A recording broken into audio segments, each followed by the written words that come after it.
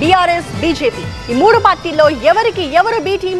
మూడు పార్టీల నేతలు ప్రత్యర్థులపై దుమ్మెత్తిపోస్తున్నారు. తెలంగాణలో ప్రధాన పార్టీల అగ్రనేతల డైలాగ్ వార్ని ఇప్పుడు చూద్దాం.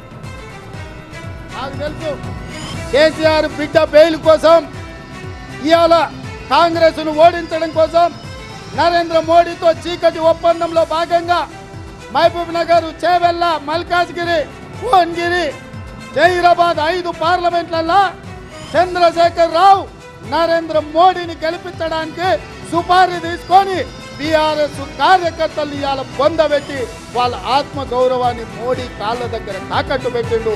బీఆర్ఎస్ నాయకులారా మీరు ఆలోచన చెయ్యండి. కానీ ముఖ్యమంత్రి మాట్లాడే మాటలు చూస్తే, సభలలోనే వణుకుడు చూస్తే తిరగబడ్డ జనం తెలంగాణలో. సర్వే రిపోర్ట్లు వస్తున్నాయి, కాంగ్రెస్కు 2 సీట్ల కన్నా ఎక్కువ రావు అని. అంతటా అన్ని జిల్లాలలో కూడా రైతాంగం తిరగబడతా ఉంది. అందుకే ముఖ్యమంత్రి నిన్న నారాయణపేట సభలో ఆయన భయం, ఆయన కంపం చూస్తే ఈ గవర్నమెంట్ ఏడాది కూడా ఉంటట్లేదని మనం చేస్తా ఉన్నా.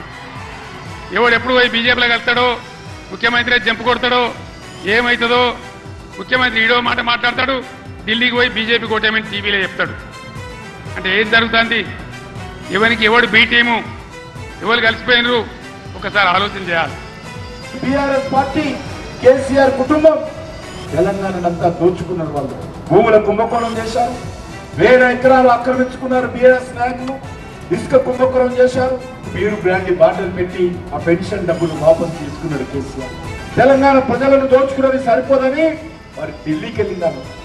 ఢిల్లీకి వెళ్ళి అక్కడ బీరు బ్రాండ్ వ్యాపారం అక్కడ చేసి పట్టుబడ్డారు. ఈరోజు ఆమె ఎక్కడుంది? బీహార్ జైల్లో ఉంది. ఎందుకో ప్రజల డబ్బును తిన్నందుకు.